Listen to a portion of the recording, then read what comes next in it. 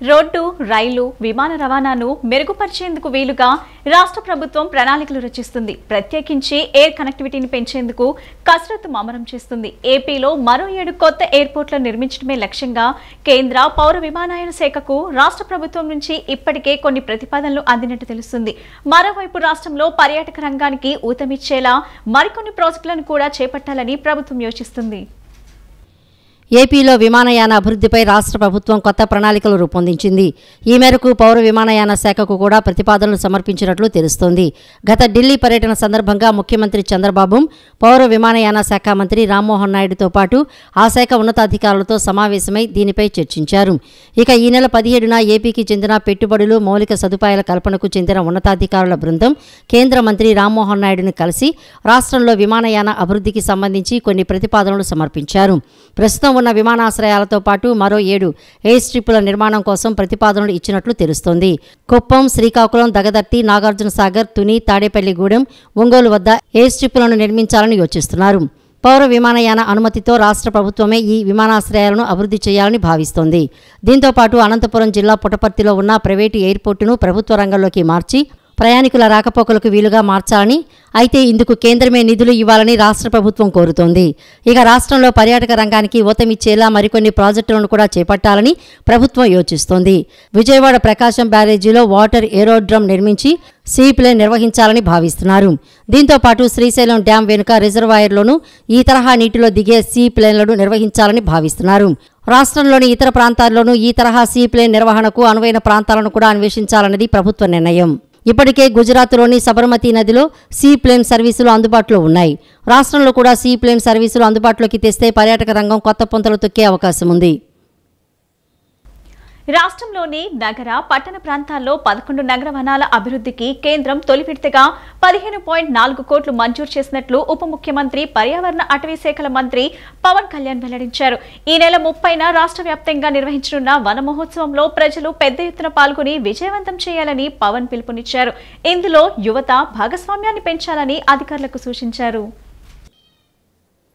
రాష్ట్రంలోని నగర, పట్టణ ప్రాంతాల్లో 11 నగర వనాల అభివృద్ధికి కేంద్రం తొలి విడతగా 15.4 కోట్లు మంజూరు చేసినట్లు ఉప ముఖ్యమంత్రి, పర్యావరణ, అటవీ శాఖల మంత్రి పవన్ కళ్యాణ్ వెల్లడించారు. ఈ నిధులతో కర్నూలులోని గార్గేయపురం, కడప, నెల్లిమర్లలోని వెలగాడ, చిత్తూరు డైరీ, కలిగిరికొండ, కైలాసగిరి, తాడేపల్లిగూడెంలోని ప్రకాశరావుపాలెం, పెనుకొండలోని శ్రీకృష్ణదేవరాయ కోట ఎకో పార్క్, కదిరిలోని Batrepalli water falls eco park, పలాసలోని కాశీబుగ్గ, విశాఖలోని ఈస్టర్న్ ఘాట్ బయోడైవర్సిటీ సెంటర్లలో నగర వనాల్ని అభివృద్ధి చేస్తామని ఆయన తెలిపారు. ఈ సందర్భంగా అటవీ శాఖ అధికారులతో పవన్ చర్చించారు. ప్రస్తుతం రాష్ట్రంలో 50 వనాల అభివృద్ధి పనులు వేగంగా సాగుతున్నాయని, రాబోయే 100 రోజుల్లో 30 నగర వనాల పనులు పూర్తి కావస్తాయని అధికారులు వివరించారు. రాష్ట్రంలో పచ్చదనం సుమారు 50% ఉండాలని, ఇందుకు నగర వనాల అభివృద్ధిపై దృష్టి సారించాలని అధికారులకు సూచించారు. ఈ నెల 30న రాష్ట్ర వ్యాప్తంగా నిర్వహించనున్న వన మహోత్సవంలో ప్రజలు పెద్ద ఎత్తున పాల్గొని విజయవంతం చేయాలని పవన్ పిలుపునిచ్చారు. ఇందులో యువత భాగస్వామ్యాన్ని పెంచాలని అధికారులకు సూచించారు. మొక్కలు నాటే కార్యక్రమాన్ని వేడుకలా చేయాలని, ప్రభుత్వ శాఖలతో పాటు అన్ని విద్యా సంస్థలు, పరిశ్రమలు, ఇతర సంస్థల వారు ఇందులో పాల్పంచుకునేలా చేయాలని అధికారులకు పవన్ కళ్యాణ్ దిశానిర్దేశం చేశారు. వైసీపీ 5 ఏళ్ల పాలనలో ఫార్మా పరిశ్రమల్లో భద్రతా చర్యలను గాలి కుదిలేశారని హోంమంత్రి వంగల్పూడి అనిత ఆరోపించారు. అచ్యుతాపురం సెస్లో ప్రమాదం జరిగిన వెంటనే తమ ప్రభుత్వం స్పందించిన బాధితులకు పరిహారం ఇవ్వకపోతే ధర్నా చేస్తానని జగన్ అనటం విడ్డూరంగా ఉందన్నారు. ఆయన బాబాయ్ కేసును తేల్చాలని ఢిల్లీలో ధర్నా చేస్తే బాగుంటుందని ఎద్దేవా చేశారు. ప్రభుత్వంపై, అధికారులపై బురద చల్లే ప్రయత్నంలో భాగంగానే జగన్ నిరాధార ఆరోపణలు చేస్తున్నారన్నారు. అనకాపల్లిలో శనివారం ఏర్పాటు చేసిన విలేకరుల సమావేశంలో హోంమంత్రి వంగల్పూడి అనిత మాట్లాడారు. ప్రభుత్వంపై, అధికారులపై బురద జల్లే ప్రయత్నంలో భాగంగానే జగన్ నిరాధార ఆరోపణలు చేస్తున్నారని అన్నారు. ఎల్జీ పాలిమర్స్ వద్ద తీసుకున్న 150 కోట్లు ఎవరి జేబులోకి వెళ్లాయో చెప్పాలని జగన్ను నిలదీశారు.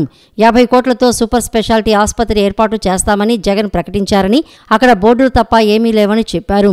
ఎసెన్షియా ప్రమాదంలో మృతి చెందిన 17 మంది కుటుంబీకులకు, 36 మంది క్షతగాత్రులకు ఆర్టీజీఎస్ ద్వారా డబ్బులు పంపామని తెలిపారు. వైసీపీ పాలనలో పరిశ్రమల శాఖ మంత్రిగా ఉన్న ఈ ప్రాంతానికి చెందిన వ్యక్తికి ఫార్మా కంపెనీలతో ఉన్న లాలూచీల కారణంగానే ఫార్మా కంపెనీల్లో భద్రతా చర్యలు గాలికి వదిలేశారని హోంమంత్రి ఆరోపించారు. 253 ఫార్మా కంపెనీల్లో 224 రెడ్ జోన్లోనూ 29 ఆరెంజ్ జోన్లో ఉన్నాయని తెలిపారు. ఫార్మా కంపెనీల్లో ప్రమాదాల నివారణకు ఉన్నత స్థాయి కమిటీలను ఏర్పాటు చేసి వాస్తవాలు తెలుసుకుంటామని చెప్పారు. మాట్లాడితే ఎల్జీ పాలిమర్స్ గురించి మాట్లాడుతాం. అరే ఎల్జీ పాలిమర్ సంఘటన జరిగిన వెంటనే నేను వచ్చేసాను అన్నాడు. అరే ఎల్జీ పాలిమర్ సంఘటన జరిగిన తర్వాత యాజమాన్యాన్ని ఎక్కడ పిలిపించుకున్నావు? నువ్వు సీన్ లోకి అసలు వెళ్ళేవా? ఎల్జీ పాలిమర్ సంఘటన జరిగిన ప్లేస్ లోకి జగన్మోహన్ రెడ్డి ఆ రోజు వెళ్ళాడా? అసలు మీరు ఒకసారి ఆలోచన చేయండి. జగన్మోహన్ రెడ్డి కనీసం ఆ ప్లేస్ లోకి వెళ్లకుండా ఎక్కడో హాస్పిటల్లో ఉన్న బాధితులను పరామర్శించి బయటకు వచ్చేసి యాక్చువల్ గా చనిపోయింది 15 మంది, స్పాట్ లో చనిపోయింది 12 మంది, 3 రోజుల తర్వాత ఒక 3 చనిపోయారు. 15 మందికి ₹1 పరిహారం అందజేసి ఆ లాస్ట్ లో చనిపోయిన 3కి కూడా ఈ రోజుకి కూడా ₹1 అందలేదు. తెలుసా మీకు? ఏదైతే కాంపన్సేషన్ ₹1 అనౌన్స్ చేశారో చాలా మందికి ఆ మృతులకి కూడా ఈ రోజుకి కూడా కాంపన్సేషన్ అందలేదు. 5 సంవత్సరాల పైన అయిపోయింది ఈ రోజుకి. మళ్ళా పైగా గాయపడిన వాళ్ళ గురించి, తీవ్రంగా గాయపడిన వాళ్ళ గురించి మాట్లాడతాడు. నా దగ్గర ఒక వీడియో కూడా ఉంది, మీరు చూస్తే ఇప్పుడు చేసేది ఒకటి మాట్లాడేది ఒకటి ఉంటుంది. అప్పుడు మాట్లాడితే అతని నోట్ నుంచే 25,000, 10,000 తీవ్రంగా గాయపడిన వాళ్ళకి 25,000 అంట. అంటే ఇతను కాంపన్సేషన్స్ గురించి, ధర్నాల గురించి మాట్లాడతాడు. తర్వాత ఏమైంది? ఎల్జీ పాలిమర్స్ కి సంబంధించి వాళ్ళ ఇన్సూరెన్స్ అమౌంట్ 150 కోట్లు. ఆ 150 కోట్లు ఎక్కడికి వెళ్ళినాయో, ఎవరి జేబుల్లోకి వెళ్ళినాయో ఎవరికి మనకే తెలియాలి. ఇంకొకటి, ఇమీడియట్ గా సూపర్ స్పెషాలిటీ హాస్పిటల్ అక్కడ కట్టేస్తానని చెప్పి ఒక పాడుపడిపోయిన ఒక స్కూల్ బిల్డింగ్ కూడా తీసుకొని దానికి ₹50 కోట్లు తీసుకొని 2 నెలల తర్వాత ఆ బోర్డు తిరగేసేసి ఇప్పటికీ కూడా అక్కడ హాస్పిటల్ లేదు, ఏమీ లేదు. ఇంతకు ముందు ఆ స్కూల్ లా అని చూపించిన అది అలానే ఉంది. ఇదిగో అది ఏదో కాదు, నేను విత్ ప్రూఫ్ చూపిస్తాను. ఇది ఓల్డ్ స్కూల్ బిల్డింగ్ ని తీసుకొచ్చి హాస్పిటల్ కింద కన్వర్ట్ చేస్తున్నామని 2 బోర్డులు పెట్టి సూపర్ స్పెషాలిటీ హాస్పిటల్ అని ₹50 కోట్లు, లిటరల్లీ ₹50 కోట్లు తీసుకొని ఈ రోజుకి కూడా అక్కడ హాస్పిటల్ లేదు. వీళ్ళు నైతికత గురించి, అదే విధంగా కాంపన్సేషన్స్ గురించి కూడా మాట్లాడారు. అచ్యుతాపురం సెస్ బాధితులకు వైఎస్ఆర్సీపీ ఆర్థిక సాయం ప్రకటించింది. మృతుల కుటుంబాలకు 5 లక్షలు, గాయపడ్డ వారికి ₹1,00,000 చొప్పున ఆర్థిక సాయం అందిస్తామని మాజీ మంత్రి ఎమ్మెల్సీ బొత్స సత్యనారాయణ వెల్లడించారు. బాధితులను కలిసి ఆర్థిక సాయం అందజేస్తామని తెలిపారు. ప్రభుత్వంలో ఉన్న వాళ్లు బాధ్యతతో మాట్లాడాలని బొత్స హితవు పలికారు.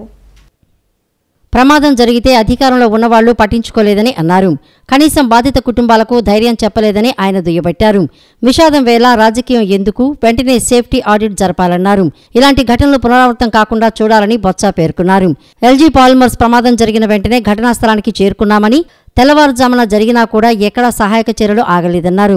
కరోనా సమయంలో కూడా సహాయక చర్యలు ఆగలేదని, స్థాయి మరిచి కొంతమంది నేతలు విమర్శలు చేస్తున్నారని పేర్కొన్నారు. వాటిని ప్రజలు గమనిస్తున్నారని తెలిపారు. బాధితులను పరామర్శించడానికి చంద్రబాబు ఎందుకు రాలేదని మేము అడిగిన తర్వాత సీఎం కేజీహెచ్ వచ్చారని తెలిపారు. ఒక మంచినీళ్లు బాటిల్ కూడా బాధితులకు ఇవ్వలేదన్నారు. ఎల్జీ పాలిమర్స్ ప్రమాదం జరిగిన వెంటనే మృతి చెందిన వారికి ₹1,00,00,000 చెక్కు అందించామని, అప్పటికప్పుడు 30 కోట్లు సిద్ధం చేశామని బొత్స సత్యనారాయణ పేర్కొన్నారు. మా పార్టీ అధ్యక్షులు జగన్మోహన్ రెడ్డి గారు ఎవరైతే హాస్పిటల్లో ఉన్న గాయాల పాలైన ఉన్నారో వాళ్ళందరినీ కూడా వారితో పాటు మేమందరం కూడా వెళ్ళి వాస్తు విషయాలు తెలుసుకొని తదుప ఆయన వెళ్తూ పార్టీ తరఫున ఎవరైతే చనిపోయిన కుటుంబాలు ఉన్నాయో ఆ కుటుంబాలకి వారి తన ప్రగాఢ సానుభూతి తెలియజేయడమే కాకుండా వారికి ఒక్కొక్క కుటుంబానికి ఒక్కొక్క ₹5 లక్షల వారికి సహాయం చేయాలని పార్టీ నిర్ణయించింది. ఈ విషయం నిన్న వెళ్ళిపోతూ జగన్మోహన్ రెడ్డి గారు మాకు చెప్పేది ప్రకటించమని చెప్పారు. దాంతోపాటు ఎవరైతే గాయాలు అయినా, ఎవరైతే హాస్పిటల్లో ఉన్న వ్యక్తి ఎవరైతే ఉన్నారో, ఇంజూర్డ్ ఎవరైతే ఉన్నారో వారందరికీ కూడా ఒక్కొక్కరికి ₹1,00,000 ఆర్థిక సాయం చేయాలనేది పార్టీ నిర్ణయించింది. ఇవాళ ప్రభుత్వంలో వ్యక్తులు మాట్లాడితే వాళ్ళు ప్రభుత్వంలో బాధ్యతాయుతంగా మాట్లాడాలి, బాధ్యతతో మాట్లాడాలి. సంఘటన జరిగింది బుధవారం నాడు మధ్యాహ్నం 2 గంటలకు జరిగింది. మర్నాడు ఉదయం వచ్చి ఆ రాత్రి చనిపోయిన వాళ్ళని తీసుకొచ్చి కేజీహెచ్లో వాళ్ళందరినీ కూడా డిపార్ట్మెంట్ తీసుకొచ్చారు. ఏ ఒక్క ఎమ్మెల్యే కానీ, ఏ ఒక్క ఎంపీ కానీ, ఏ ఒక్క అధికార పార్టీ నాయకుడు కానీ, ఏ ఒక్క మంత్రి కానీ, ఏ ఒక్కరైనా వచ్చి వాళ్ళని ఓదార్చిన సందర్భం ఉందా కుటుంబ సభ్యుల్ని? సభ్యత్వ నమోదు కార్యక్రమం అనేది బాధ్యత అని, లక్ష్యాన్ని నెరవేర్చే దిశగా అడుగులు వేస్తున్నామని ఎమ్మెల్యే ఎలమంచిలి సుష్మా చౌదరి చెప్పారు. పాశ్చాత్య ఆలోచన ధోరణికి స్వస్తి పలికేందుకు బీజేపీ ఆవిర్భావం అయిందని అన్నారు. బీజేపీ ఆవిర్భావం నుంచి ఒక సిద్ధాంతంతో, కార్యకర్త బలంతో ముందుకు వెళ్తుందని, కష్టపడే కార్యకర్తకు న్యాయం జరుగుతుందని స్పష్టం చేశారు. గొల్లపూడి పరిధిలోని ఒక కళ్యాణ మండపంలో బీజేపీ ఎన్టీఆర్ జిల్లా సభ్యత్వ నమోదు కార్యక్రమాన్ని ఎమ్మెల్యే సుజనా చౌదరి లాంఛనంగా ప్రారంభించారు. ఈ సందర్భంగా ఎమ్మెల్యే సుజనా చౌదరి మాట్లాడుతూ భారతీయ సంస్కృతి విధి విధానాలతో బీజేపీ పనిచేస్తోందని అన్నారు. మోడీ నాయకత్వంలో సబ్కా సాత్ సబ్కా వికాస్ సిద్ధాంతంతో ముందుకు వెళ్తోందన్నారు. ఈ సిద్ధాంతం అనేది మన లక్ష్యాన్ని చేరుకునే విధంగా ఉంటుందన్నారు. కొన్ని రాష్ట్రాల్లో గెలవలేకపోయినా ఆయా రాష్ట్రాల అభివృద్ధి కొరకు బీజేపీ ప్రభుత్వం కృషి చేస్తోందని స్పష్టం చేశారు. నియోజకవర్గంలో గతంలో ఎన్నడూ లేని విధంగా సభ్యత్వ నమోదు కార్యక్రమం జరగాలని కార్యకర్తలకు నాయకులకు పిలుపునిచ్చారు. 2026లో కొత్తగా 50 నియోజకవర్గాలు ఏర్పడే అవకాశం ఉన్నాయని చెప్పారు. కార్యకర్తలే బీజేపీకి బలమన్నారు. మోడీ ఆధ్వర్యంలో భారతదేశం అతిపెద్ద 5వ ఆర్థిక శక్తిగా ఎదిగిందని వెల్లడించారు. పేదల కోసం అనేక సంక్షేమ పథకాలు తీసుకువచ్చి అమలు చేయగలుగుతున్నామని అన్నారు. 3వ ఆర్థిక శక్తిగా ఉంటే ఇంకా ఎక్కువగా పేదల కోసం పనిచేస్తామని పేర్కొన్నారు. కూటమి నాయకత్వంతోనే నియోజకవర్గంలో చరిత్రలోనే భారీ మెజారిటీతో విజయం సాధించామని చెప్పారు. ఈ సభ్యత్వ నమోదు కార్యక్రమంలో మహిళలను అధికంగా చేర్చాలని పిలుపునిచ్చారు. నేను మొట్టమొదటిసారిగా ఏం చెప్పానంటే ఒక 57,000 చిలుకు మన ప్రత్యర్థికి ఓట్లు పడినాయి. రాజకీయాల్లో ఏంటంటే ప్రత్యర్థి మాత్రమే కానీ అతను ఎప్పుడు కూడా మనకు ఎనిమి కాదు. ఆ 58,000 మంది ఎవరైతే వాళ్ళకి ఓటేశారో వాళ్ళను కూడా మనం పని చేసి బాగా వాళ్ళతో మెప్పు పొంది ఈసారి ఆ ఓట్లు కూడా మన సైడ్కి రావాలి అనే దిశగా మనం పనిచేయాలి. ఈ సభ్యత్వం కార్యక్రమం కూడా ఇంచుమించుగా అలాంటిదే. ఎందుకంటే భారతీయ జనతా పార్టీ అనేది ఒక్కొక్క పార్టీ ఒక్కొక్క సమయంలో కొన్ని విధాలుగా పటిష్టం చెందుతూ ఉంటుంది. మన దక్షిణ భారతదేశంలో భారతీయ జనతా పార్టీ డెఫినెట్గా కొంత వెనకంజలో ఉన్నాం. మనం దాన్ని ముందుకు పైకి తీసుకెళ్ళాలి అని అంటే ప్రతి ఒక్కరు ఇక్కడ ఉన్న వాళ్ళు ప్రతి ఒక్కరూ కూడా కష్టపడిన 47,000 ఓట్ల మెజార్టీ వచ్చిందంటే అందరూ కష్టపడబట్టి వచ్చింది. నా ప్రయత్నం చాలా తక్కువ. అట్లాగే పార్టీని పటిష్టం చేయాలి అని అంటే కూటమిలో ఉన్నాం, డెఫినెట్ గా ఎవరి పార్టీ వాళ్ళు పెంచుకోవడానికి ప్రయత్నం చేస్తారో అందులో ఏమాత్రం తప్పు లేదు.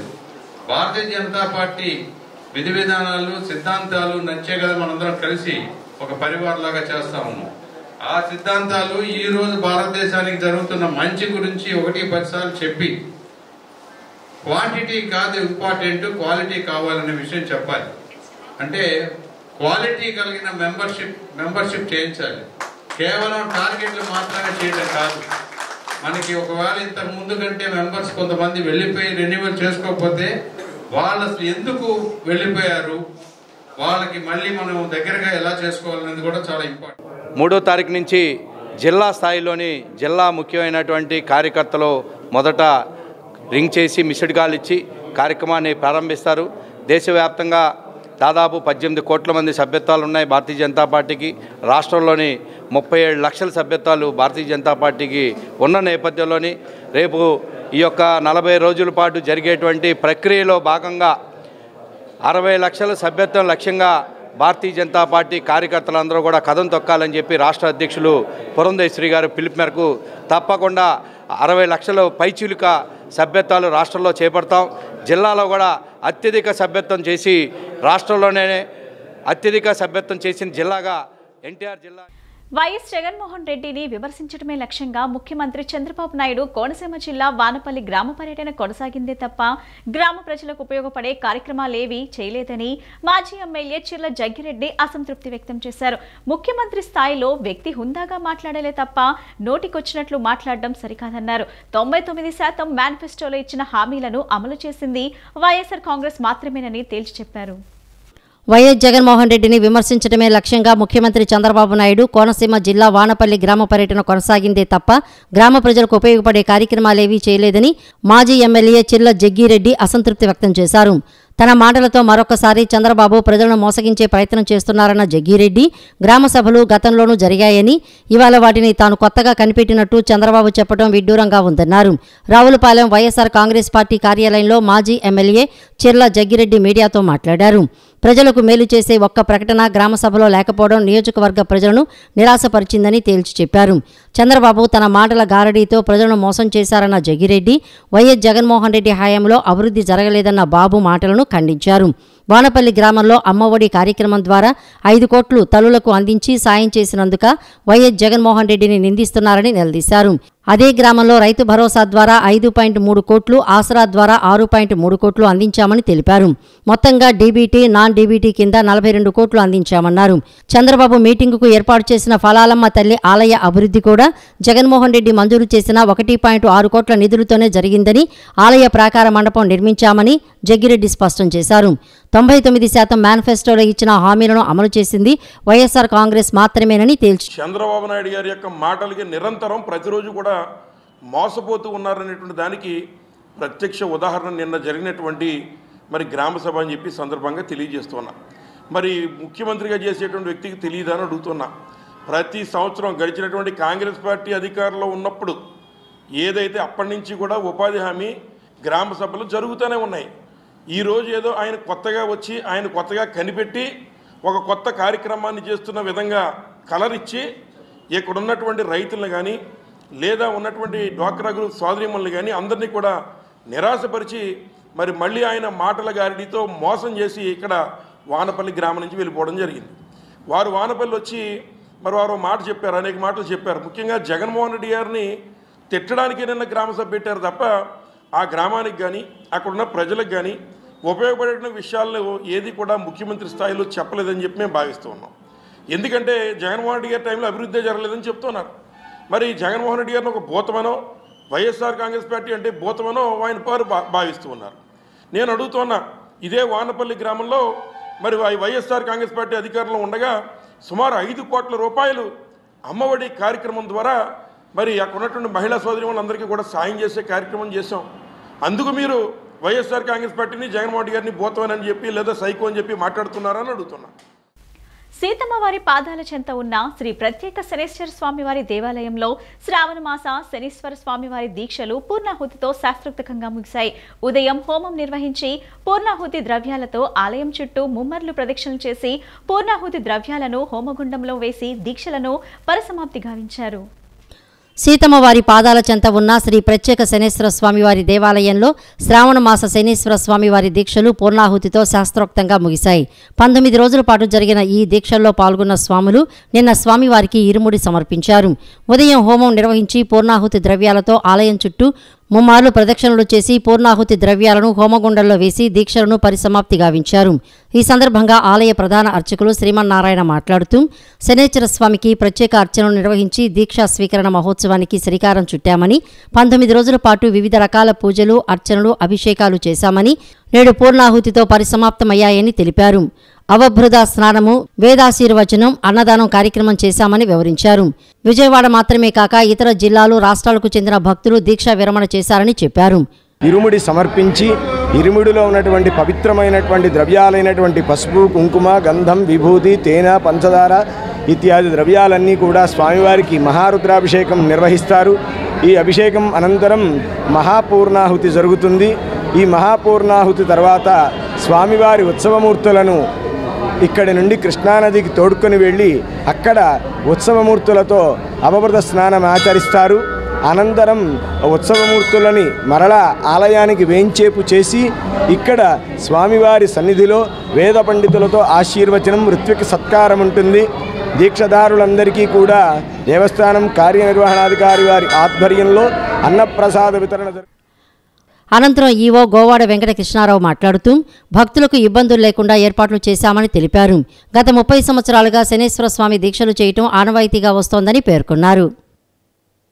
సీతమ్మవారి పాదాల వద్ద గల శ్రీ ప్రత్యేక శనేశ్వర స్వామి దేవస్థానం నందు శ్రావణ మాసం సందర్భంగా 19 రోజుల శనిది హోమ దీక్షలు ఈ రోజుతో అత్యంత వైభవంగా నిర్వహించబడి ఈ రోజుతో ముగుస్తున్నాయి. ఎన్ని సంవత్సరాలు కూడా జరుగుతుంది మాలా? 30 సంవత్సరాల నుంచి మాలా దీక్షలు. కృష్ణలంక కళానగర్లో వేంచేసి ఉన్న శ్రీ కనకదుర్గమ్మ అమ్మవారి ఆలయంలో బోనాల జాతర ఘనంగా జరిగింది. గోగులమూడి రమేష్ ఆధ్వర్యంలో జరిగిన ఈ కార్యక్రమంలో టీడీపీ నేత బొప్పన భౌకుమార్ ముఖ్య అతిథిగా హాజరయ్యి అమ్మవారికి ప్రత్యేక పూజలు చేశారు. బోనాల సందర్భంగా అమ్మవారి ఆలయాన్ని సుందరంగా తీర్చిదిద్దారు. కనకదుర్గమ్మ వారిని వివిధ శాఖములతో అలంకరించారు. ఈ సందర్భంగా బొప్పన భౌకుమార్ మాట్లాడుతూ గోగులమూడి రమేష్ అమ్మవారి జాతరను ప్రతి సంవత్సరం అంగరంగ వైభవంగా నిర్వహిస్తారని చెప్పారు. ఎమ్మెల్యే గద్దె రామ్మోహన్, వంగవీటి రాధ కూడా అమ్మవారిని దర్శించుకున్నారని తెలిపారు. అమ్మవారి ఆశీస్సులు రాష్ట్ర ప్రజలపై సుభిక్షంగా ఉండాలని ఆకాంక్షించారు. అనంతరం యూత్ కమిటీ సభ్యులు మాట్లాడుతూ రాష్ట్రం సుభిక్షంగా ఉండాలని, వర్షాలు సకాలంలో పడాలని బోనాల జాతరను నిర్వహిస్తున్నట్లు తెలిపారు. ప్రతి సంవత్సరం పెద్ద ఎత్తున భక్తులు ఈ ఉత్సవాల్లో పాల్గొంటారని చెప్పారు.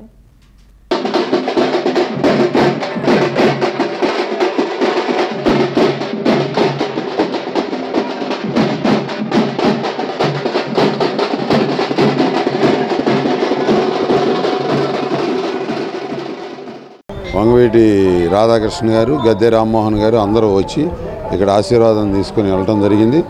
దాంతోపాటు మేము కూడా వచ్చి గోకుల రమేష్ యూత్ ఇక్కడ ఉన్న అందరితో కూడా పెద్దలు, కళానగర్లో ఉన్న పెద్దలు అందరి సమక్షంలో ఈ కార్యక్రమం చేసుకోవటం ఎంతో ఆనందదాయకంగా ఉంది. ఇట్లా ప్రతి సంవత్సరం జరుపుకోవాలని, గోకుల రమేష్ ఆధ్వర్యంలో బాగా జరగాలని కోరుకుంటూ అమ్మవారికి మరొకసారి నమస్కారాలు తీసి ఆశీర్వాదం ఆధ్వర్యంలో కళానగర్లో అంగరంగ వైభవంగా జరుగుతున్నాయి. దీనికి మన తూర్పు నియోజకవర్గ ఎమ్మెల్యే గారు గద్దె రామ్మోహన్ రావు గారు, వంగవీటి రాధా గారు, బొప్పన్ బావకుమారు అందరూ హాజరయ్యారు. ఈ యొక్క బోనాల విశేషం ఏంటంటే ప్రతి సంవత్సరం ప్రజలు ఆయురారోగ్యాలతో కలకల్లాడుతూ ఉండాలని, అందరూ సుభిక్షంగా ఉండాలని, వర్షాలు బాగా పడాలని, ప్రజలందరూ ఆనందంగా ఉండాలని గోకుల రమేష్ గారు ప్రతి సంవత్సరం బాగా జరుపుతారు. ఏపీలో తేలికపాటి నుంచి మోస్తరు వర్షాలు కురిసే అవకాశం ఉందని వాతావరణ శాఖ పేర్కొంది. పలు జిల్లాల్లో ఈదురుగాలులతో కూడిన వానలు కురిసే అవకాశాలు ఉన్నట్లు తెలిపింది. ఈ క్రమంలోనే ప్రజలు అప్రమత్తంగా ఉండాలని సూచించింది. ఆంధ్రప్రదేశ్లో కోస్తాంధ్ర, రాయలసీమ జిల్లాల్లో చాలా చోట్ల తేలికపాటి నుంచి మోస్తరు వర్షాలు కురిసే అవకాశం ఉందని వాతావరణ శాఖ తెలిపింది. 30 నుంచి 40 కిలోమీటర్ల వేగంతో ఉపరితల గాలులు వీచే అవకాశం ఉందని పేర్కొంది. ఉత్తర కోస్తాంధ్ర, దక్షిణ కోస్తాంధ్ర తీరంలో గంటకు 45 నుంచి 55 కిలోమీటర్ల వేగంతో గాలులు వీస్తాయని వెల్లడించింది. ప్రజలు అప్రమత్తంగా ఉండాలని సూచించింది. సోమవారం మధ్యాహ్నం వరకు తీర ప్రాంతంలో అలల వేగం పెరుగుతుందని వాతావరణ శాఖ తెలిపింది.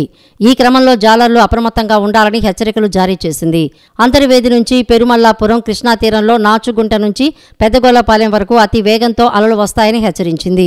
నెల్లూరు తీరంలో కోరమండల్ నుంచి ఒట్టూరుపాలెం వరకు, పశ్చిమ గోదావరి తీర ప్రాంతం అంతటా అతి వేగంతో అలలు వస్తాయని పేర్కొంది. హార్బర్లు, మెరైన్ కార్యకలాపాల్లో అప్రమత్తంగా ఉండాలని వాతావరణ శాఖ హెచ్చరించింది. సీఎంఏ ఫలితాల్లో మాస్టర్ మైండ్స్ విద్యార్థులు మొదటి ర్యాంకుతో ప్రపంచం సృష్టించారని విద్యా సంస్థ డైరెక్టర్ మత్తుపల్లి మోహన్ తెలిపారు. తమ విద్యార్థులు తమ సంస్థను పాన్ ఇండియా సంస్థగా నిరూపించారని తెలిపారు. ర్యాంకులు సాధించిన విద్యార్థులను గుంటూరు మాస్టర్ మైండ్స్ కళాశాలలో అభినందించారు. టాప్ 50 ర్యాంకుల్లో 14 మంది ప్రతిభ చాటారని చెప్పారు. సీఎంఏ ఇంటర్ ఫలితాల్లో మొదటి 10 ర్యాంకుల్లో 5 ర్యాంకులు కైవసం చేసుకున్నారని తెలిపారు. దేశంలో ప్రముఖంగా వినిపించేటువంటి కామర్స్ కోర్సులు సిఏ లేదా సిఎంఏ. ఆగస్టు 23న సిఎంఏ ఫలితాలు రిలీజ్ చేయడం జరిగిందండి. ఈ ప్రకటించిన సిఎంఏ ఫలితాలలో మాస్టర్ మైండ్స్ విద్యార్థులు ఒక ఎక్స్ట్రాడినరీ రిజల్ట్తో మాస్టర్ మైండ్స్ని ఒక పాన్ ఇండియా సంస్థగా మళ్ళీ ఒకసారి నిరూపించారు. సో సిఎంఏ ఫైనల్లో ఆల్ ఇండియా ఫస్ట్ ర్యాంక్తో పాటు 14 ర్యాంకులు రావడం జరిగింది, including all India first rank. And CMA inter ఫలితాలలో ప్రకటించిన మొదటి 50 ర్యాంకుల్లో ఆల్ ఇండియా థర్డ్ ర్యాంకుతో పాటు 25 ర్యాంకులు రావడం జరిగింది. నేను చాలా గర్వంగా చెప్తాను, వీళ్ళిద్దరు కూడా గవర్నమెంట్ స్కూల్ నుంచి వచ్చిన పిల్లలు. సిఎంఏ ఇంటర్ మరియు సిఎంఏ ఫైనల్లో మొదటి 10 ర్యాంకుల్లో 5 ర్యాంకులు రావడం జరిగింది. అండ్ మొత్తం సిఎంఏ ఇంటర్లో కానీ ఫైనల్లో కానీ 50 ర్యాంకుల్లో 39 ర్యాంకులు రావడం జరిగింది.